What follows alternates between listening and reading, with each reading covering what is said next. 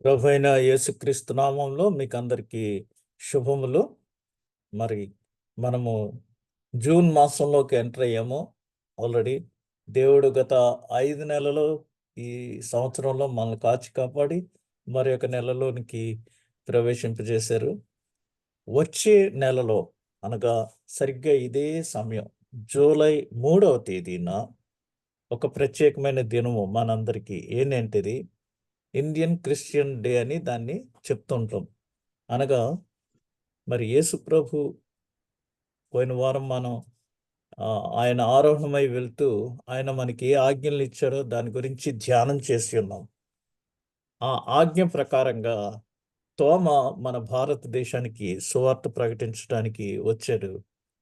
ఆయన మరి ఫస్ట్‌లో ఆఫ్ఘనిస్తాన్‌కి వెళ్ళి, ఆఫ్ఘనిస్తాన్ నుంచి కేరళ ప్రాంతానికి నౌకాయానం చేసి వచ్చారు. అక్కడ మార్తోమా అనే ప్రాంతంలో మొట్టమొదటిగా ఆయన పాదం మోపి, అక్కడి నుంచి 7 సంఘాలు కేరళ రాష్ట్రంలో కట్టి,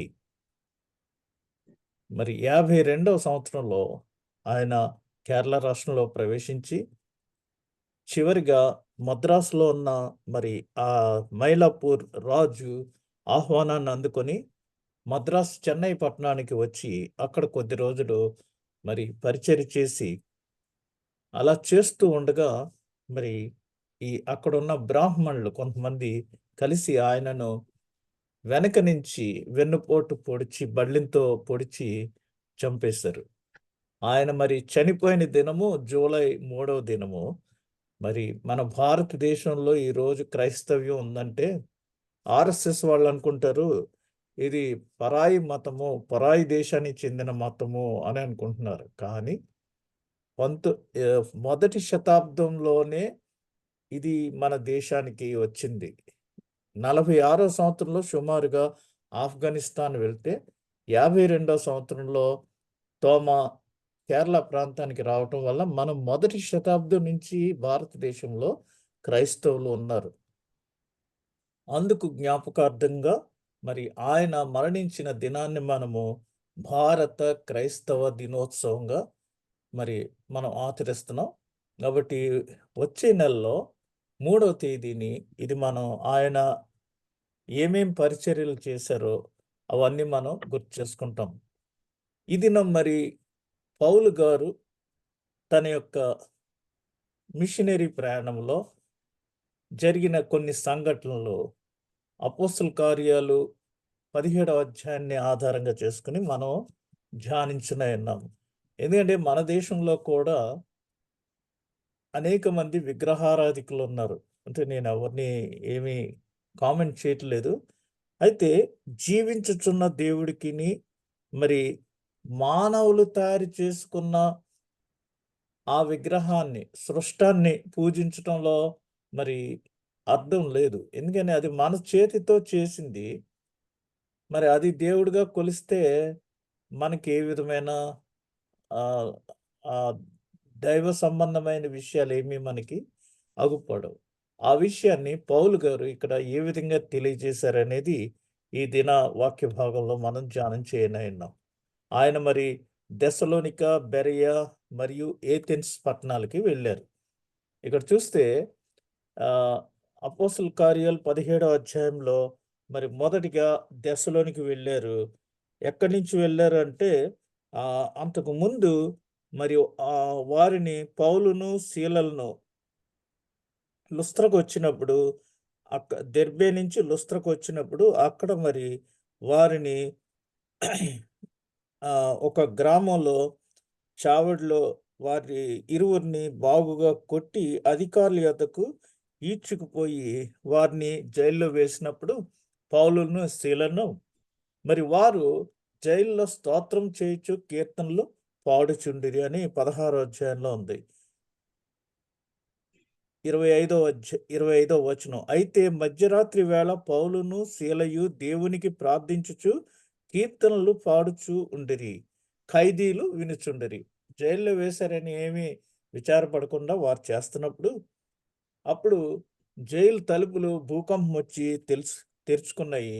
సంఘం ప్రార్థిస్తూ ఉన్నప్పుడు జైలు తలుపులు తెరుచుకున్నాయి.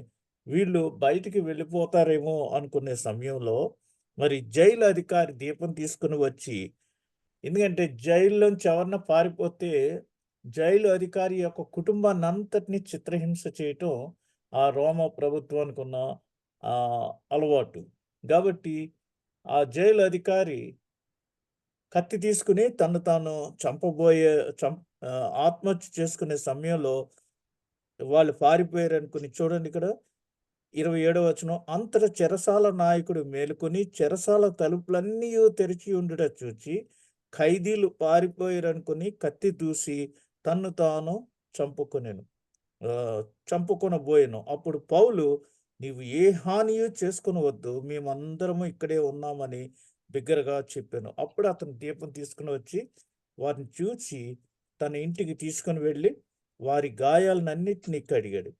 33వ వచనంలో, ఆ రాత్రి ఆ గడియలోనే అతడు వారిని తీసుకొని వచ్చి వారి గాయములు కడిగెను. వెంటనే అతడును అతని ఇంటి వారందరూ బాప్తిస్మము పొందిరి. ఇది ఒక చక్కటి ఎగ్జాంపుల్. ఏంటంటే ఇంటిలో బాప్తిస్మం ఇవ్వటం అనే దానికి బాప్తిస్మం నీటితో ఇవ్వాలి. అయితే కొన్ని చోట్ల మరి చర్చిలో ఇస్తారు. కొన్ని చోట్ల నదిలో గాని, సముద్రంలో గాని, కాలవలో గాని, లేతే చెరువులో గాని, లేతే స్విమ్మింగ్ పూల్‌లో గాని ఇస్తూ ఉంటారు. ఇక్కడ ఇంటిలో మరి బాప్తిస్మం ఇవ్వడం అనేది ఒక ప్రత్యేకత. ఇదొక చక్కటి ఎగ్జాంపుల్. అదయిన తర్వాత వారు మరి పౌలును, సీలను వారు ఏం చేశారంటే అక్కడి నుంచి వారు 17వ అధ్యాయం మొదటి వచనం చూడండి. అంఫిఫొలి, అపోల్లోనియా పట్టణముల మీదుగా వారు థెస్సలోనికి వచ్చిరి. ఈ థెస్సలోనిక అనేది మరి ఒక ప్రసిద్ధి చెందిన పట్టణము. అక్కడ మరి వారు కొన్ని కార్యాలు చేసిన తర్వాత అక్కడేమైందంటే మరి వారు అక్కడ అభ్యంతరం వచ్చినప్పుడు అక్కడ ఉన్న సహోదరులు ఆ రాత్రికి రాత్రే పౌలును, సీలను బెరయకు పంపించారు. ఇప్పుడు ఎక్కడైనా ప్రాబ్లమ్ వస్తే వెంటనే మరి ఆ ప్లేస్ నుంచి తప్పిస్తా ఉంటారు. ఎందుకంటే అక్కడ వారు వారు చేసిన పరిచర్యకి సైతాన్ మరి కుదురుగా ఉండదు కదా! వారి మీదకి అటాక్స్ తీసుకొని వచ్చే సమయంలో చూడండి ఇక్కడ 5వ వచనం 17వ అధ్యాయం.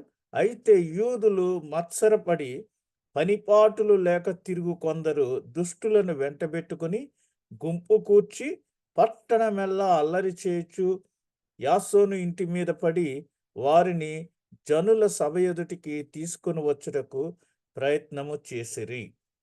ఈ విధంగా వారు ప్రయత్నం చేస్తున్నప్పుడు వీరిక్కడ ఉంటే ప్రమాదం అవుతుందనేసి వెంటనే అక్కడున్న సహోదరులు వారిని ఓడ ఎక్కించి మరి బెరయకు పంపించారు.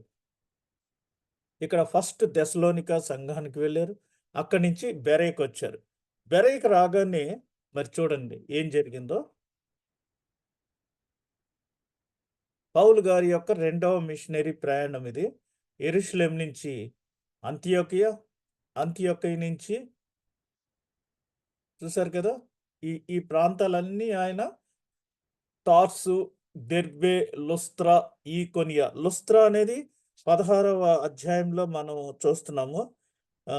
దెర్బే, లుస్త్రా, ఆ తర్వాత అంతియొకయ, ఆ తర్వాత మిగిలినవన్నీ ఉన్నాయి. ఆ విధంగా మరి ఆయన ప్రయాణం చేస్తూ తిరిగి ఎక్కడికి వచ్చారంటే 17వ అధ్యాయంలో వెంటనే సహోదరులు రాత్రి వేళ పౌలును, సీలను బెరయకు పంపించిరి. వారు వచ్చి యూదుల సమాజ మందిరంలో ప్రవేశించిరి. పౌలు గారు ఎప్పుడు ఎక్కడికి వెళ్ళినా సరే ముందుగా ఫస్ట్ సమాజ మందిరం ఎక్కడ ఉంటుందని చూసి అక్కడికి వెళ్తూ ఉంటారు. మనం కూడా తెలుగు మాట్లాడే సంఘం, తెలుగు సంఘం ఎక్కడుందని చూసుకుని ఏ ఏ ప్రాంతానికి వెళ్ళినా అక్కడికి ఏ విధంగా అటెండ్ అవుతామో పౌలు గారు ఆ విధంగా మరి అక్కడ యూదులు, ఎందుకంటే ఆయన యూదుడు కాబట్టి యూదుల సమాజ మందిరంలో మరి ఎక్కడుంటాయో ముందు ఫోకస్ చేసి అక్కడికి వెళ్ళి మరి ఆ మందిరంలో ప్రవేశించారు. ప్రవేశించి చూడండి ఈ ప్రాంతాలన్నీ తిరుక్కుంటూ వచ్చి మరి బెరయకు వచ్చారు వారు. అక్కడ ఇది సమాజ మందిరం. సమాజ మందిరం ఎలా ఉంటదంటే ఒక పుల్పిట్ లాంటిది ఉంటది. అక్కడ నిలబడి ఉన్నారు కదా ఆయన. ఆ విధంగా ఉంటది. అక్కడ నిలబడి వారు మరి సుమారుగా 7 మంది వరకు వాక్యాన్ని చదువుతారు. అందులో ఒకళ్ళు ఆహ్, యాజకుడు, ముగ్గురు లేవీయులు, లేకపోతే నలుగురు మొత్తం యాజకులు గాని, లేవీయులు గాని, ముగ్గురు మామూలు పెద్ద మనుషులు. అంటే డీకన్స్ అంటాం కదా! అలా మొత్తం 7 మంది అక్కడ వాక్యాన్ని వారు చదువుతూ ఉంటారు. ఆ విధంగా మరి పౌలు గారు అక్కడ వాక్యాన్ని ఉపదేశిస్తుంటే, వారు మరి నేను దేనికైనా ఎందుకు నమ్మాలి? ఈ రోజుల్లో మరి చూసారు కదా ఇక్కడ దెస్సలోనిక. ఈ దెస్సలోనిక తర్వాత బెరయకొచ్చారు. ఈ బెరయ దగ్గర వీరు మాట్లాడుతున్నప్పుడు, ఇప్పుడు మనం చెప్పేవాడికి వినేవాడు లోకు అని మన తెలుగులో అంటూ ఉంటారు. ఇప్పుడు అలా కాదు ఇక్కడ. నేను దేనినైనా ఎందుకు నమ్మవలెను అనే ప్రశ్న వేసుకుంటే, వినటానికి ఇష్టపడటం మరియు సందేశాన్ని అర్థం చేసుకోవటానికి ప్రయత్నించటం ఒకటైతే, దావాను అంచనా వేయటానికి పని చేయుటకు ఇష్టపడటం. అంటే ఏంటి? వీడు చెప్పింది కరెక్టా? కాదా? ఏ విధంగా ఇతన్ని ఇబ్బంది పెడతాము, క్లెయిమ్ చేద్దాం అని ఒక దృష్టితో ఆలోచించటం ఇంకొక విషయం. అంచేత వీరు ఈ సంఘం అనగా ఈ సమాజ మందిరము తెసలోనికలో ఉన్న వారి కంటే చాలా ఘనులయ్యుండిరి. గనుక ఆసక్తితో వాక్యమును అంగీకరించి మరి పౌలును, సీలయు చెప్పిన సంగతులు అలాగున్నవో లేవో అను ప్రతి దినమును లేఖనములు పరిశోధించుచు వచ్చిరి. సపోజ్ నేను మీకేదో పలానా నంబర్ వచనం అని చెప్పాను. ఆ వచనంలో ఇప్పుడు నేను చెప్పేది సంబంధించింది ఉందో లేదో అదే వచనంలో ఒక్కొక్కసారి మీరు గమనిస్తున్నారు. ఆ వచనం తప్పు చెప్తే మీరు కూడా చెప్తున్నారు. I appreciate for that. ఇక్కడ వీరు దెసలోనిక సంఘం కంటే బాగా వాక్యాన్ని తెలిసిన వారై ఘనులై ఉన్నారు. అందుచేత వీరు ఆసక్తితో వాక్యాన్ని చాలా జాగ్రత్తగా అంగీకరించి ఫాలో అవుతున్నారు. రాసుకుంటున్నారు. మరి పౌలు గారు, సీలయు చెప్పిన సంగతులు కరెక్ట్‌గా వాక్యంలో ఉన్నట్టుగానే ఉన్నాయా? లేదా? అని వీరు లేఖనాలు పరిశోధిస్తూ వచ్చారు.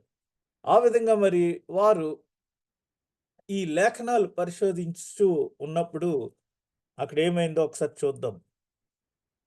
ఆ తర్వాత మరి బెరయ ప్రాంతాన్నించి వారు తిరిగి ఏథెన్స్ పట్టణానికి వారిని పంపించుచున్నారు. చూస్తే ఇక్కడ మనం 14 వచనం.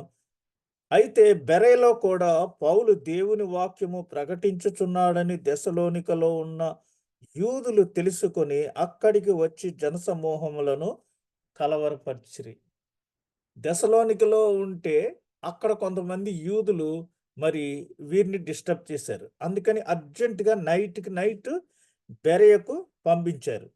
బెరయలో వీళ్ళు మళ్ళా వాక్య పరిచర్య చేస్తున్నారని తెలుసుకుని, దెసలోనిక నుంచి బెరయకు వాళ్ళొచ్చి ఇక్కడ మళ్ళా గొడవ చేస్తూ స్టార్ట్ చేసినప్పుడు, ఇక్కడి నుంచి మరలా దెసలోనిక నుంచి బెరయకొచ్చిన పౌలు సీలల్ని బెరయ నుంచి మరలా ఏథెన్స్ పట్టణం వరకు తోడుకొని వచ్చి, మరి వారు అక్కడ విడిచి వెళ్ళినట్టుగా మనం చూస్తున్నాం. వెంటనే సహోదరులు పౌలును సముద్రము వరకు వెళ్ళుమని పంపిరి. అయితే సీలయు, తిమోతియు అక్కడనే నిలిచిపోయిరి. అప్పుడు పౌలు గారు ఒక్కరే ఏథెన్స్ పట్టణానికి వెళ్లారు. పౌలు సాగనంపి వెళ్ళిన వారు అతనిని ఏథెన్స్ పట్టణము వరకు తోడుకొని వచ్చి సీలయు, తిమోతియు సాధ్యమైనంత శీఘ్రముగా అతని యొద్దకు రావాలని ఆజ్ఞ పొంది బయలుదేరి పోయిరి. కాబట్టి దెసలోనికలో వాక్యం ప్రకటిస్తే అక్కడ వాళ్ళు గొడవ చేయటానికి వచ్చారు. మరలా అక్కడి నుంచి బెరయకి రాత్రికి రాత్రి పంపించారు సహోదరులు. మరలా బెరైలో కూడా వాళ్ళు తెలుసుకొని దెసలోనికి నుంచి వచ్చి బెరైలో గలబా చేస్తున్నారని మరి వెంటనే పౌలు గారిని మాత్రం ఏథెన్స్ పట్టణానికి మరి తీసుకొని వెళ్లి దగ్గరుండి వారు సాగనంపి అక్కడ దిగబెట్టి వస్తున్నప్పుడు పౌలు గారు ఏం చెప్పారంటే, సాధ్యమైనంత తొందరగా, శీఘ్రముగా సీలను, తిమోతిని నా యొద్దకు పంపండి అని చెప్పారు. చెప్పి వాళ్ళు ఆజ్ఞ పొంది వెళ్ళిపోయారు. సముద్రం వరకు వెళ్ళమని చెప్పి ఆయనక్కడ దిగబెట్టి వారు వెళ్ళిపోయారు. అప్పుడు పౌలు గారు ఏథెన్సు పట్టణానికి మరి వచ్చారిక్కడ. ఏథెన్సు పట్టణం మనకందరికీ తెలుసు. ఒలింపిక్స్ స్టార్ట్ అయింది క్రీస్తు శకానికి ముందే. మరి ఈ చాలా చరిత్ర ఉన్న పట్టణము. చాలా ఎక్కువ కల్చరల్‌గా, హిస్టారికల్‌గా డెవలప్ అయిన పట్టణము ఏథెన్స్ పట్టణం. కాబట్టి అక్కడ పౌలు గారు ఏథెన్స్ పట్టణంలో సంచరిస్తున్నప్పుడు ఆయన చూసారు. ఏం చూసారంటే, పౌలు ఏథెన్స్‌లో ఎవరొస్తారని, తిమోతిని, సీల వస్తారని కనిపెట్టుకొని ఉండగా, ఆ పట్టణము విగ్రహములతో నిండి ఉండుట చూచినందున అతని ఆత్మ పరితాపము పట్టలేకపోయెను. అన్ని విగ్రహాలున్నాయి ఏథెన్స్ పట్టణంలో. ఏంటి ఇన్ని విగ్రహాలున్నాయనేసి మరి పౌలు గారు చాలా భారంతోటి ఆయన ఆత్మ పరితాపము పట్టలేకపోయాను. ఒకప్పుడేమో మరి అర్తమీ దేవి దేవాలయము అక్కడ ఎఫెసు పట్టణంలో ఆ విగ్రహాలు అయన్నీ చూచి అక్కడ కంసాలులతోటి ప్రాబ్లమ్ వచ్చింది. ఇక్కడ ఏథెన్స్ పట్టణానికొచ్చేటప్పటికి ఆయన దృష్టంతా మరి ఆ పట్టణంలో ఉన్న ఆ యొక్క విగ్రహాల మీద ఆయన దృష్టి మళ్ళి ఆయన ఆత్మ పరితాపము పట్టుకోలేకపోయారు. అప్పుడు ఇది చూసారు కదా మీరు ఇవన్నీ విగ్రహాలు. ఈ విగ్రహాలన్నీ చాలా విగ్రహాలున్నాయి. ఈ ఏథెన్స్ పట్టణం యొక్క కట్టడాలు గాని, ఆర్కిటెక్చరల్‌గా ఇది చాలా పురాతనమైన పట్టణము. ఇప్పటికి కూడా అనేక మంది మరి ఏథెన్స్ పట్టణాన్ని విజిట్ చేస్తా ఉంటారు. ఇది చాలా హోటల్స్ అన్నీ కూడా అక్కడ చాలా ఖరీదెక్కువ. ఎందుకని పర్యాటకులు ఎక్కువగా అక్కడికి రావటం వలన చాలా ఎక్కువ రేట్లనమాట. హోటల్ రేట్స్ కూడా. మామూలు చోట్ల కంటే ఇక్కడ చాలా ఎక్కువ హోటల్ రేట్స్ ఉంటాయి. ఇక్కడ వీరు ఇటువంటి విగ్రహాలు ఎన్నో చూశారు పౌలు గారు. చూసినప్పుడు ఆయన ఆ పరితాపం తట్టుకోలేక మరప్పుడు పౌలు గారు అవన్నీ అబ్జర్వ్ చేస్తున్నాడు. ఇది చాలా పురాతనమైన పట్టణం కాబట్టి అక్కడ ఏమేమి ఉన్నాయో అని అబ్జర్వ్ చేస్తూ ఆయనేం అర్థం చేసుకున్నాడంటే ఇది ఎన్ నిజముగా మీకు సహాయము చేయదు అని చెప్తూ ఇక్కడ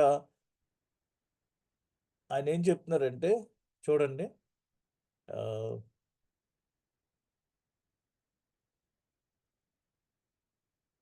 నిజము కాని దానిని నమ్ముట విచారకరము. నిజము కాని దానిని నమ్ముట విచారకరము. ఎందుకనగా ఇది నిజముగా మీకు సహాయం చేయదు. నేను ముందుగానే మీకు ఈ విషయం తెలియజేసి ఉన్నాను. అందుచేత మరి ఆయన ఇది న్ దీన్ని నమ్మటం చాలా విచారకరము. ఇది నిజముగా మీకు హాని కలిగించవచ్చు అని ఆయన చెప్చూ మరి వారిని ఉద్దేశించి అనేకమైన విషయాలు తెలియజేశారు.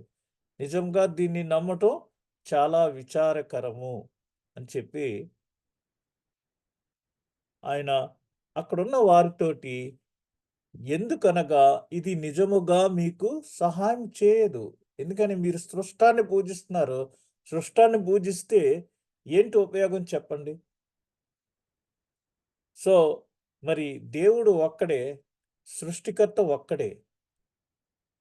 నే రాజమండ్రిలో గోదావరి తీరంలో కోటి లింగాలున్నాయి. 1,00,00,000. అయితే ఒక చిన్న బిడ్డ స్కూల్లో ఎవరో ఒక చిన్న జీయర్ స్వామిని దేవుళ్ళెంతమంది? ఇక్కడ కోటి లింగాలున్నాయి కదా! దేవుళ్ళెంతమంది అని ఒక ప్రశ్న చిన్న బిడ్డ ఆ చిన్న జీయర్ స్వామిని అడిగినప్పుడు అతను కరెక్ట్‌గానే చెప్పాడు. అమ్మా దేవుడు ఒక్కడే కోటి మంది దేవుళ్ళు లేరు. అవి వేరు. ఆరాధించడం అలా ఆరాధిస్తున్నారు గానీ దేవుడు ఒక్కడే. అయితే వివిధ రూపాల్లో వివిధ రకాలుగా ఆచరిస్తున్నారు అని మాత్రం మరి అతను కరెక్ట్‌గా చెప్పాడు. ఇక్కడ మరి ఈ ఏథెన్స్ పట్టణం అంతా కూడా విగ్రహాలతో నిండి ఉండుట చూచినందున పౌలు గారు చాలా ఆత్మలో పరితాపం చెంది, ఆయన మరి ఇదంతా ఎవరి వలన కలిగింది? సత్యమునకు పేలవమైన ప్రత్యామ్నాయము. అంటే అసలు సత్యాన్ని వదిలేసి డైవర్ట్ అయిపోయి ఇవన్నీ చూస్తం వల్ల కాబట్టి సమాజ మందిరములలో యూదులతోనూ, భక్తిపరులైన వారితోనూ ప్రతిదినమున సంత వీధిలో తన్ను కలుసుకొను వారితోనూ తర్కించుచు వచ్చెను. అలాగా శీల కోసం, తిమోతి కోసం వెయిట్ చేస్తున్న ఆ రోజుల్లో ఆయన సమాజ మందిరాలకి వెళ్తున్నారు. యూదులతోటి, భక్తిపరులైన వారితోటి ఆ సంత వీధుల్లో కలుసుకొని ప్రతిదినం వారితో తర్కించుచు వస్తున్నారు.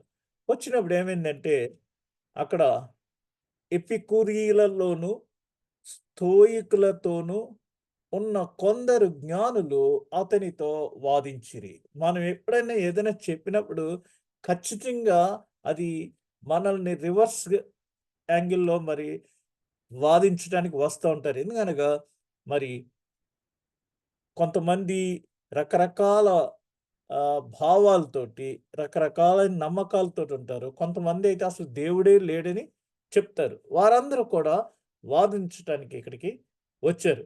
ఆ జ్ఞానులందరూ కూడా అతనితో పౌలు గారితో వాదిస్తున్నారు. అప్పుడు పౌలు గారు యేసును గూర్చియు, పునరుద్ధానమును గూర్చియు ప్రకటించెను గనుక కొందరు ఈ వదరుబోతు చెప్పుచున్నది ఏమిటి అని చెప్పుకొనిరి. మరికొందరు వీడు అన్య దేవతలను ప్రచురించుచున్నాడని చెప్పుకొనిరి. ఆ రోజుల్లో మరి ఏథెన్స్ పట్టణంలో అనేకమైన దేవతలు, పాగాన్ దేవతలు ఇవన్నీ కూడా రొమాన్స్‌కి సంబంధించిన దేవతలు ఇవన్నీ ఉన్నాయి. ఇక్కడ మన దేశంలో కూడా మరి ఒక్కొక్కళ్ళు ఒక్కొక్క రకమైన చదువుకు ఒక దేవత అంటారు. లేదా ధనంకేమో లక్ష్మి అంటారు. ఈ విధంగా రకరకాలైన దేవతలను ఎలా పూజిస్తున్నారో ఆ రోజుల్లో క్రీస్తుకు పూర్వం నుంచి ఏథెన్స్ పట్టణంలో రకరకాల దేవతలను వారు పూజించుచూ వస్తున్నారు. ఇక్కడ ఆ దేవతలు ప్రతిమలు అనగా ఆ దేవతా విగ్రహాలన్నీ కూడా ఉన్నాయి. ఇక్కడ విషయం ఏంటంటే మరికొందరు వీడు అన్య దేవతలను అంటే వాళ్ళకి ఆల్రెడీ కొన్ని దేవతలున్నాయి. చూసారు కదా మీరు? అక్కడ చెక్కున్నాయి. ఈ దేవతలు కాని వేరే అన్య దేవతల గురించి ఇతను ప్రచురిస్తున్నాడు అని కొంతమంది అతనితోటి వాదానికి దిగివచ్చారు. అయితే అతడేం చెప్తున్నాడంటే, యేసును గూర్చియు, పునరుద్ధానమును గూర్చియు ప్రకటించెను. మీరొకసారి అపోస్తల కార్యాలు 4 అధ్యాయము చూస్తే అక్కడ వారు మరి అపోస్తలులందరూ కూడా వారు ఏం చేశారంటే, పునరుద్ధానాన్ని గురించి చాలా చక్కగా వారు వివరించారు. ఎందుకంటే, వారు పొందిన అనుభవాల్ని అక్కడ అందరికీ వారు తెలియజేశారు. చూడండి అపోస్తల కార్యాలు 31వ అధ్యాయం 31వ వచనం నుంచి చూస్తే మన ఇది అర్థమవుతుంది. 31వ వచనం. వారు ప్రార్థన చేయగానే వారి కూడి ఉన్న చోట కంపించెను. అప్పుడు వారందరూ పరిశుద్ధాత్మతో నిండిన వారై దేవుని వాక్యమును ధైర్యముగా ప్రకటించిరి. 33వ వచనంలో ఇదియో కాక అపోస్తలులు బహుబలముగా ప్రభువైన యేసు పునరుద్ధానమును గూర్చి సాక్ష్యమిచ్చిరి. ఇది ఇంపార్టెంట్ మనకి. ప్రభువైన యేసు క్రీస్తు యొక్క పునరుద్ధానమును గూర్చి సాక్ష్యమిచ్చిరి. ఇప్పుడు యేసు ప్రభు ఆరోహణమై వెళ్ళిపోతూ మీరు సర్వ సృష్టికి వెళ్ళి సువార్త ప్రకటించుడి. తండ్రి, కుమార, పరిశుద్ధాత్మ నామంలో వారికి బాప్తిస్మమిచ్చి నా శిష్యులనుగా చేయుడి అని చెప్పారు. దాని కొరకు మనము మరి ఆయన పరలోకంలోను, భూమి మీదను ఆయనకి ఏ అధికారం ఉందో, ఆ అధికారాన్ని మనకి అనుగ్రహించారు. మరలా మనకి ఆజ్ఞ ఇచ్చాడు. గో ఈ ఇంటు ద వరల్డ్ అని చెప్పారు. ప్రపంచ నలుమూలలకి వెళ్ళండన్నారు. ఒక్క చోటే ఉండమని చెప్పలేదు. తండ్రి చేసిన వాగ్దానాన్ని మీకు అనుగ్రహిస్తున్నాను. పరిశుద్ధాత్మ మీ మీదకి వస్తాడు. శక్తి పొందుకోండి అని చెప్పారు. కాబట్టి ఆ విధంగా చెప్పి నేను సదాకాలము మీతో ఉంటాను. Forever I'll be with you అనేసి. అప్పుడు వారు పరిశుద్ధాత్మ పొంది మరి ప్రభుని యొక్క పునరుద్ధానము గురించి బలముగా సాక్ష్యమిచ్చిరి. ఇప్పుడు మనము కూడా సువార్త చెప్పడం అంటే ఏంటంటే యేసు ప్రభు యొక్క శరీర మరణ పునరుత్థానాల్ని ప్రకటించటమే. ఫలానా ఆయన ఈ విధంగా వచ్చాడు, కన్యక గర్భవతి అయి కుమారుని కనింది. మరి సకల మానవుల పాపముల నిమిత్తమై రక్షణార్థమై ఆయన శిలువలో మరి రక్తము చిందించటం వల్ల పాపములు పరిహారం అయ్యాయి. ఆయన మనందరి కొరకు సిలువ వేయబడి చనిపోయాడు. చనిపోయిన ఆయనని మరి మరణాన్ని గెలిచి ఆయనను మరి మృతుల్లో నుండి లేపి పునరుద్ధానుడయ్యాడు. ఇంక ఏ దేవుడు ఎవ్వరు కూడా ఆ విధంగా పునరుద్ధానం అవ్వలేదు అని ఈ పునరుద్ధానానికి మనం అందరము సాక్షులుగా ఉండాలి. అదే విధంగా మరి అక్కడ ఏం జరిగిందో అదే కంటిన్యూ చేస్తూ 4వ అధ్యాయం నుంచి వీరిక్కడ మరి పునరుద్ధానాన్ని గురించి ప్రకటించారు పౌలు గారు. అప్పుడు కొంతమంది వదరబోతులు రకరకాలుగా అన్నారు. అయితే అప్పుడు వారందరూ కలిసి ఏం చేశారంటే అంతటా వారు అతని వెంట పెట్టుకొని అరియోపగు అను సభ యొద్దకు తీసుకొని పోయి నీవు చేయుచున్న ఈ నూతన బోధ ఎట్టిదో మేము తెలుసుకొనవచ్చునా అని కొన్ని క్రొత్త సంగతులు మా చెవులకు వినిపించుచున్నావు గనుక వీటి భావమేమో తెలుసుకొనగోరుచున్నామని చెప్పిరి. ఏదైనా కొన్ని విషయాలు క్రొత్త విషయాలు చెప్తే బాగా జ్ఞానం ఉన్నవాళ్ళు ఆషామాషిగా తీసుకోకోకుండా వీడేదో కొద్దిగా మంచి విషయాలు చెప్తున్నాడనేసి దాని గురించిన వివరణలు ఎక్కువ అడుగుతారు. ఇక్కడ మీరు చూస్తే ఈ విగ్రహం ఉన్న వెనకాల అరేయొపగు అను సభ అక్కడ ఉంటుంది. ఈ అరేయొపగు అనే సభ. ఆ సభ దగ్గర అందరూ ఉంటారు. బాగా అన్నీ తెలిసిన వారు. కాబట్టి నువ్వు అక్కడికొచ్చి నువ్వు ఇప్పుడు ఏదో చెప్తున్నావు కదా! పునరుద్ధానం గురించి. అదక్కడ చెప్పు. అక్కడ వారు మా చెవులకు వినిపించుచున్నావు గనుక క్రొత్త సంగతులు వాటి అర్థమేంటో మేము తెలుసుకోవాలనుకుంటున్నాం అనేసి ఆయన్ని ఆ కొండపైకి తీసుకెళ్లారు. అరేయప్పగు అనే సభ దగ్గరికి. దీనికి ముందుగా మరి పౌలు గారు అక్కడ గమనించింది ఏంటంటే అనేకమైన విగ్రహాలున్నాయి. ఇక్కడ చూసారు కదా మీరు. రకరకాల విగ్రహాలున్నాయి. ఇందులో మరి అక్కడ ఏం రాయబడి ఉందంటే హెడ్డింగు తెలియని దేవునికి, తెలియని దేవతకు అనేసి వ్రాయబడింది. అంటే వారు ఏ దేవతకి పూజిస్తున్నారో, ఏ దేవతని నమ్ముచున్నారో, ఏ దేవతకి ఈ అర్పణలన్నీ అర్పిస్తున్నారో వారికి తెలీదు. మీరెక్కడికెళ్తున్నారో మీకు తెలియకోకుండా ఎక్కడికెళ్తారు? తెలియని దేవతని వారు ఆరాధిస్తున్నారు. అది ఇక్కడ మరి పౌలు గారు బాగా గుచ్చి, గుచ్చి వారికి మరి అర్థమయ్యేటట్టుగా తెలియజేశారు.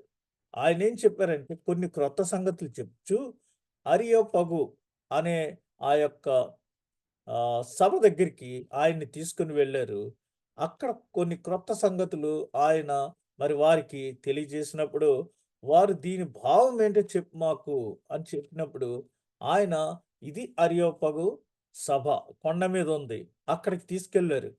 అప్పుడు ఆయన మరి ఏథెన్స్ వారందరూ అక్కడ నివసించు పరదేశులను పరదేశులంటే ఎక్స్‌పాట్రియేట్స్. అక్కడ లోకల్స్ కొంతమంది, వేరే దేశాల నుంచి వచ్చి నివసించుచున్న వారు కొంతమంది ఉన్నారు. అందులో ఏదో ఒక క్రొత్త సంగతి చెప్పుడు యందునో, వినుట యందునో మాత్రమే తమ కాలము గడుపుచుండేవారు వారు.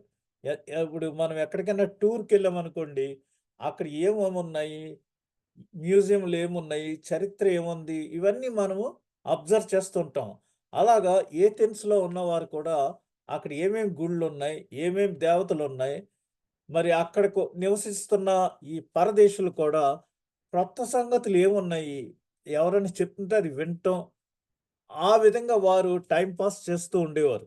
అక్కడికి వెళ్లి పౌలు గారు అరెయోపగు మధ్య నిలిచి చెప్పినదేమనగా, ఏథెన్స్ వారలారా, మీరు సమస్త విషయములలో అతి దేవతా భక్తి కలవారై ఉన్నట్టు నాకు కనబడుచున్నది. ఎప్పుడు చూడండి, ఏదన్నా సువార్త ప్రకటించేటప్పుడు ముందు పాజిటివ్ యాటిట్యూడ్ తోటి వారితో స్నేహభావం కలిగి ఉండేటట్టుగా అప్రోచ్ అవ్వాలి. పౌలు గారు ఏం చెప్తున్నారు ఇక్కడ? ఏథెన్స్ వారలారా, మీరు చాలా విషయాల్లో, సమస్త విషయాల్లో మంచి భక్తి కలిగి ఉన్నారు. దేవతా భక్తి కలిగి ఉన్నట్టుగా నాకు కనిపిస్తుంది. అంటే హి ఈస్ అప్రిషియేటింగ్ దేర్ పయాసిజం. భక్తిని, వారికున్న భక్తిని ఆయన మరి చక్కగా అక్నాలెడ్జ్ చేస్తున్నారు. అప్పుడు ఆళ్ళేమనుకుంటారు? మంచిగా ఆయన వైపుకి వస్తారు. అయితే ఏథెన్స్ వారలారా, మీరు సమస్త విషయములలో అతి దేవతా భక్తి కలవారై ఉన్నట్టు నాకు కనబడుచున్నది. నేను సంచరించుచు మీ దేవతా ప్రతిమలను చూచుచుండగా ఒక బలిపీఠము నాకు కనబడెను. దాని మీద తెలియని దేవునికి, తెలియబడని దేవునికి అని వ్రాయబడి ఉన్నది. కాబట్టి మీరు తెలియక దేని యందు భక్తి కలిగి ఉన్నారో దానినే మీకు పరచుచున్నాను. ఎంత చక్కటి ఇంట్రడక్షన్ తీసుకున్నారో చూడండి. మీరు ఒక చోట బలిపీఠం మీద తెలియని దేవునికి అని మీరు రాసుకున్నారు కదా! మీకు తెలియని దేవుడెవరో తెలియచెప్పటానికే నేనిక్కడ ఇదంతా ప్రచురపరుస్తున్నాను అని చెప్పినప్పుడు వాళ్ళు ఇంకా క్యూరియాసిటీ, అబ్బా! ఏంటిది అని ఇంకా వినాలని క్యూరియాసిటీ పెరిగి వారు మరి వింటుంటే అప్పుడు పౌలు గారు, జగత్తును అందలి సమస్తమును నిర్మించిన దేవుడు తానే ఆకాశమునకును భూమికిని ప్రభువై ఉన్నందున హస్తకృతములైన ఆలయములలో నివసింపడు. ఆయన ఎక్కడ నివసిస్తాడు? మన హృదయంలో నివసిస్తాడు. లేదా అంతేగాని హస్తకృతములు, ఈ సృష్టాల్లో అనగా వారు చేతితో చేసిన విగ్రహాల్లో ఆయన నివసిస్తాడా? అని మరి పౌలు గారు వారికి ఎక్స్‌ప్లెయిన్ చేస్తూ, ఆయన సృష్టికర్త, స సమస్త జగత్తును అంతటిని ఆయన నిర్మించిన దేవుడు. ఆకాశాన్ని, భూమిని వీటన్నిటికి ఆయన ప్రభువై ఉన్నాడు. ఆయన హస్తకృతములైన ఆలయంలో నివసించుడు.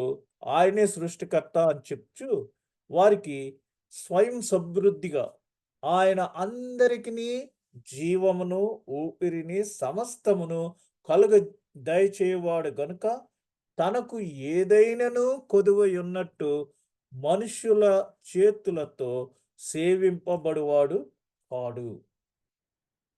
మనుష్యులతో ఏమీ అక్కర్లేదు. దేవునికి అన్నీ సర్వం స్వయం సమృద్ధిగా ఉన్నాయి. ఆయన మనకు కూడా ఆకాశ పక్షులు అవి ఏమి చెయ్యవు, విత్తవు, కోయవు, అయినా ఆటిల్ని అన్నీ ఆయన పోషిస్తున్నాడు. స్వయం సమృద్ధి. మనం కూడా మనకి ఏమేమైతే అవసరమై ఉన్నవో అవి అన్నీ ఆయనే మనకి అనుగ్రహిస్తున్నారు. మా అనుదినాహారము నేడు మాకు దయచేయమని మనం ప్రభు ప్రార్థనలో చెప్తున్నాం. ఆ విధంగా మనకి ఇవన్నీను ఆయన అనుగ్రహిస్తున్నారు. ఆయన అందరికీ జీవమును, ఊపిరిని దయచేయువాడు. ఈ రోజున మనమందరము మరి జీవించి ఉన్నామంటే సజీవుల లెక్కలో మనకందరికీ ఆ జీవాన్ని, ఊపిరిని ఇచ్చేవాడు సమస్తం ఆయనే. కాబట్టి ఆయన స్వయం సమృద్ధి, ప్రాణదాత, మనకందరికీ జీవాన్ని అనుగ్రహిస్తున్న ప్రాణదాత. మరి అంతేకాకుండా మరియు యావత్ భూమి మీద కాపురముండుటకు ఆయన ఒకని నుండి ప్రతి జాతి మనుష్యులను సృష్టించి, ఒకని నుండి అంటే ఆదాము నుంచి మనమందరము ప్రతి జాతి మనుషుల్ని సృష్టించి, వారు ఒకవేళ దేవునిని తడవులాడి కనుగొందురేమో అని ఆయన వైపు మనం తిరిగి చూచి ఆయన వైపుకు వెళతామని సమస్తానికి ఆయన ఆరంభికుడు. ఆల్ఫాయు, ఓమెగాయు నేనే అని చెప్తున్నారు కదా! ఆదియు అంతము, సమస్తమునకు ఆరంభకుడు, చరిత్ర యొక్క సార్వభౌముడు, చరిత్ర యొక్క సార్వభౌముడు.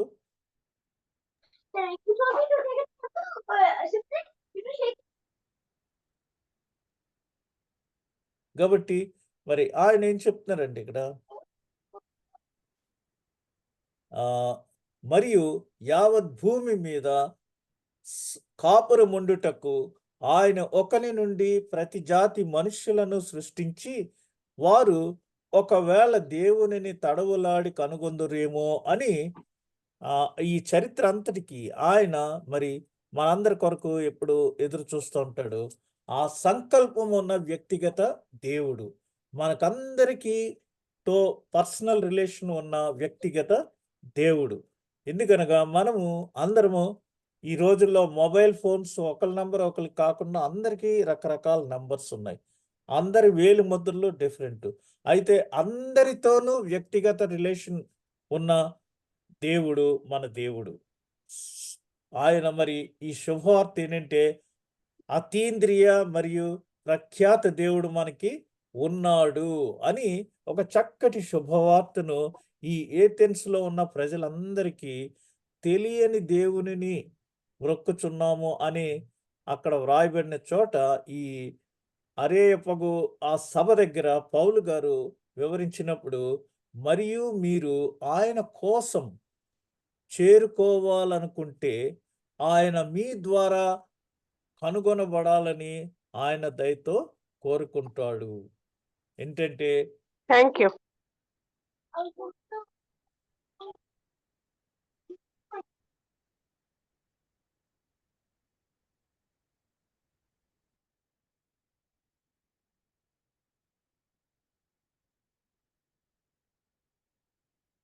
ఈ అతీంద్రియ శక్తి ఉన్న ప్రఖ్యాత దేవుడిని ఉన్నాడు అని తెలియజేస్తున్నాడు. పునరుద్ధాన శక్తిని గురించి వివరించాడు. ఆయన మీరు చేరుకోవాలంటే ఆయన మీ ద్వారా కనుగొనబడాలని ఆయన దయతో కోరుకుంటున్నాడు. మనం పాటలు పాడేటప్పుడు మరి యెహోవా నా మొర లాలించెను అనే పాట పాడుతుంటాం. అందులో మనం ఆ పాట వ్రాసిన పురుషోత్తం చౌదరి గారు అక్కడ ఏం చెప్తున్నారంటే, విలాపములకు చెవియొగ్గెను, శ్రమ కలాపములకు సెలవిచ్చెను అని. ఎంత చక్కగా రాశారంటే, మనం మరి ఆయనను చేరుకోవాలని మనము ప్రార్థన ద్వారా సోది చెప్పినట్టు ఇంత పెద్ద లిస్ట్ చెప్తుంటాం. ఒక్కొక్కసారి ప్రారంభ ప్రార్థన చేయండి అంటే వాళ్ళు ముగింపు ప్రార్థన చేస్తుంటాం మనం. ముగింపు ప్రార్థన చేయమంటేనేమో మా తాతయ్య, మా నాన్నగారు యువత్మాల్లో చదువుకునేటప్పుడు ప్రార్థన చేసినప్పుడు 2 సార్లు ట్రైన్ మిస్ అయిపోయారు. నాన్న ఎక్కువసేపు ప్రార్థన చేయొద్దు, ట్రైన్ టైం అయిందంటే నో అని ఏ విధంగానూ కాంప్రమైజ్ అవ్వకోకుండా ఒక 45 నిమిషాలు జస్ట్ ప్రయాణానికి ప్రార్థన చేయమంటే 45 నిమిషాలు చేస్తే ఈ లోపల 2 సార్లు లిటరల్‌గా ట్రైన్ వెళ్ళిపోయింది.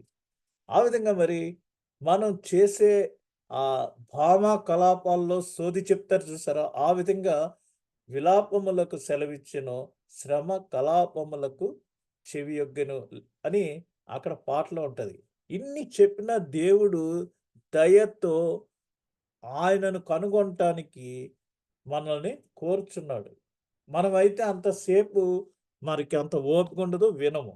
అయితే దేవుడు ఎంతో ఓపికతో మరి ఆయన మనందరూ చేసే ఆ యొక్క ప్రతి వ్యక్తికి ఆయన అందుబాటులో ఉన్నాడు. ప్రార్థన అనేది ఒక టెలిఫోనిక్ డిస్కషన్ లాంటిది. ప్రతి క్రైస్తవుడు కూడా మరి ప్రార్థన ద్వారా దేవునితో సత్సంబంధం కలిగి ఉన్నాడు. ఒక ప్రత్యేకమైన లింక్ కలిగి ఉన్నాడు. కాబట్టి మనకి ఏది అవసరమో చూడండి ఇక్కడ 17, 27 తన్ను వెదకు నిమిత్తము నిర్ణయ కాలమును వారి నివాస స్థలం యొక్క పొలిమేరలను ఏర్పరిచెను.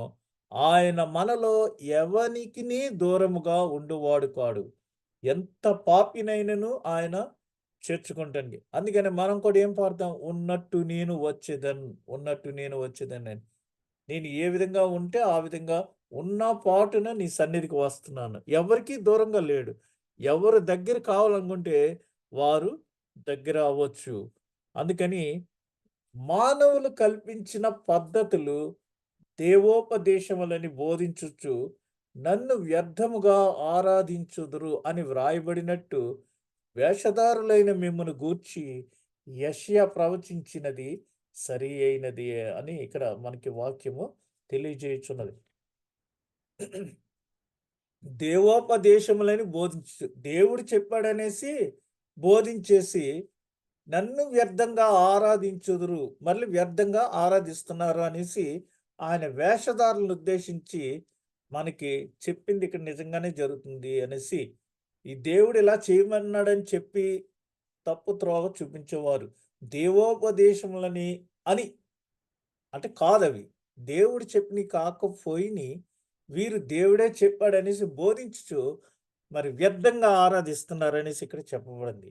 కాబట్టి మనము దేవుని యందు బ్రతుకుచున్నాము, చలించుచున్నాము, ఉనికి కలిగి ఉన్నాము. మన ఉనికి ఎవరితో కలిగి ఉందంటే దేవునితో కలిగి ఉంది. అటువలే మనం ఆయన సంతానమని మీ కవీశ్వర్లలో కొందరు చెప్పుచున్నారు. కాబట్టి మనము దేవుని సంతానమయ్యుండి, దేవుని బిడ్డలమయ్యుండి, మనుష్యుల చమత్కార కల్పనల వలన మలచబడిన బంగారమునైనను, వెండి అయినను, రాతినైనను దేవత్వము పోల్చి ఉన్నదని తలంపకూడదు. మన చేత్తో మనము ఇవన్నీ హస్తకృత్యాల కింద చేసి, మరి దేవత్వాన్ని మనం కలిగి ఉన్నామని తె చేయకూడదు అనేసి ఇక్కడ మనకి తెలియజేస్తున్నారు. కాబట్టి మరి మన చేతులతో మనం చేసిన ఆ బంగారంతోటి గాని, వెండితోటి గాని, రాతితో గాని మరి దేవత్వము పోలి ఉన్నదని తలంపకూడదు అనేసి పౌలు గారు క్లియర్‌గా వారికి అర్థమయ్యేటప్పుడు చెప్పినప్పుడు, మరి వారు ఆయన చెప్పిన విషయాల్ని కొంతమంది ఆలకించి, మరి ఆయనందు మేము ఒక సాధారణ దైవిక మూలము నుండి వచ్చామని మీరు విశ్వసిస్తే, మీరు ఈ విగ్రహాలను ఎందుకు ఆరాధించెదరు అనేసి మరి పౌలు గారు వారిని ప్రశ్నించినప్పుడు, ఖచ్చితంగా దైవము మానవులు చేసిన దానికంటే ఎక్కువగా ఉండాలి. ఇది మన హస్తాలతో చేస్తే అది దేవుడు ఎలాగవుతాడు? మనకంటే ఎక్కువ శక్తి కలిగింది దేవుడవుతాడు. కాబట్టి ఆ విధంగా ఆయన వారికి ఒక మరి ఇవన్నీ ఎక్స్‌ప్లెయిన్ చేసి, ఆ అజ్ఞాన కాలములను దేవుడు చూచి చూడనట్టుగా ఉండెను. ఇప్పుడైతే అంతటను అందరును మారు మనస్సు పొందవలనని మనుష్యులకు ఆజ్ఞాపించుచున్నాడు. అజ్ఞాన కాలం అంటే అది ఓల్డ్ టెస్టమెంట్‌లో కొంత పీరియడ్‌లో అదయిపోయింది. అయితే ఇప్పుడు యేసు ప్రభువుకు ముందుగా యోహాను వచ్చి, మీరు మీ పాపముల నిమిత్తమై మారు మనస్సు పొందుడి అని చెప్పాడు. ఆ తరువాత మరి శిష్యులు ఆయన మరి ఆరోహణమైన తర్వాత అన్ని ప్రాంతాలకి వెళ్ళి, మీరు మరి దేవునిని అంగీకరించటానికి మారు మనస్సు పొందండి. మనం చేయవలసిన సువార్త ఏంటంటే, ఎవరైనా తప్పు ట్రాక్‌లో ఉన్నప్పుడు వాళ్ళు చేస్తున్నది తప్పు అని వాళ్ళు తెలుసుకునేటట్లు చేసినప్పుడు, వాళ్ళు పరితాపం పొంది, మారు మనస్సు పొందితే ఆటోమేటిక్‌గా వారు దేవుని యందు విశ్వాసం ఉంచుతారు. దేవుని యందు విశ్వాసం ఉంచినప్పుడు బాప్తిస్మ సాక్ష్యంలోనికి వస్తారు. వచ్చినప్పుడు దేవుని యందు అంగీకారము చూపుదురు. కాబట్టి మీ మనస్సు మార్చుకోవటానికి ఇది ఒక ఆహ్వానం. It's an invitation to change your mind set. మీరు ఆ విగ్రహాలని అన్నిటిని పూజిస్తున్నారు. తెలియని దేవునిని పూజిస్తున్నారు. అయితే అసలు దేవుడు ఎవరో నేను మీకు తెలియజేశాను. పునరుద్ధానాన్ని గురించి ప్రకటించాను. మీ మనస్సు మార్చుకోవటానికి ఇది ఒక ఆహ్వానం అని చెప్పి హెచ్చరిక ఏం చేశారంటే, నిజమైన దేవునిని తిరస్కరించటం అంటే మీకు ఆయన మరియు ఆయనకు మధ్య ఉన్న సమస్య పరిష్కారం కాలేదు అనేసి, యేసు నీతిమంతుడైన న్యాయమూర్తిగా తిరిగి మరలా వస్తాడు, రానయ్యున్నాడు. కాబట్టి ఈరోజు ఆయన వైపు మీరు తిరగండి మరియు పూర్తిగా క్షమించబడండి.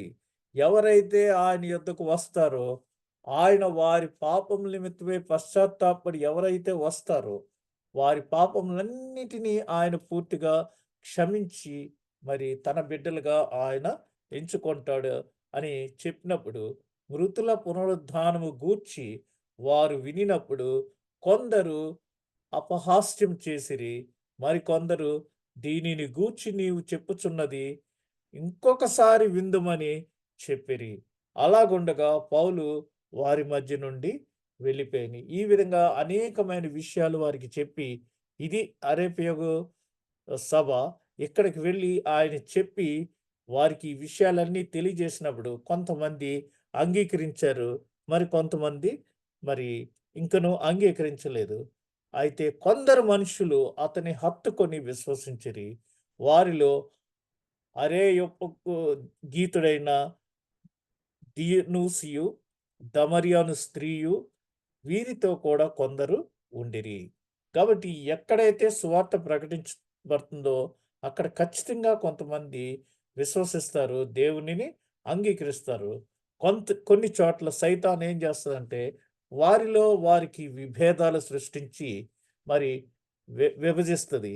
ఇంకా కొన్నిసార్లు అటాక్స్ చేస్తూ ఉంటది. అందుకనే ఆయన్ని శిష్యులందరూ ఇమ్మీడియేట్‌గా సహోదరులందరూ బెరయకు పంపించారు. మళ్ళా బెరయకొస్తుంటే అటాక్ వెంటనే ఏథెన్స్‌కి పంపించారు.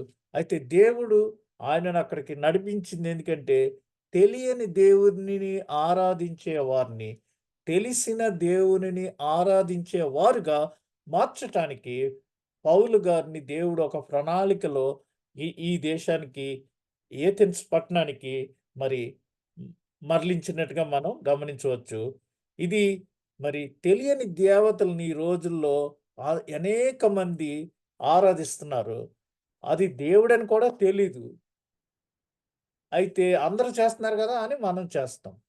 మనము మనకున్న జ్ఞానంతో అది సృష్టము. మన చేత సృజింపబడిన దాన్ని మనం పూజించటం ఏంటి అని ఒక కామన్ సెన్స్ జ్ఞానంతో మనం ఆలోచించినప్పుడు మరి మనము తెలిసిన దేవునిని ఆరాధించటానికి మన దేవుడెప్పుడు దయతో మనల్ని ఆహ్వానించుచున్నాడు.